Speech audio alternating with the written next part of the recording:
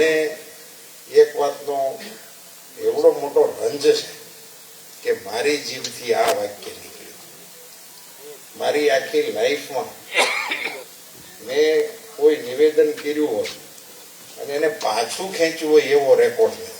મારી આખી લાઈફમાં આવો રેકોર્ડ નથી. આજે એક ચૂંટણીની અને એ બી અનાયોજિત કાર્યક્રમ, એ કોઈ કાર્યક્રમ પણ નહોતો. અમે તો કાર્યક્રમો બંધ કરીને કરશનદાસ સાગઠિયાના ભજન છે એની હાટુથી મેં ગયા હતા. એવો કાર્યક્રમ એ ક્યાંક કામનો નહોતો. એમાં મારા થયેલા ઉચ્ચારણથી આજે મારી પાર્ટીને મારા કારણે સાંભળવાનો વારો આવ્યો. જયરાજસિંહજી, એનીથી મોટો અફસોસ કે દુઃખ બીજું કોઈ વાતનું નથી. હું મારા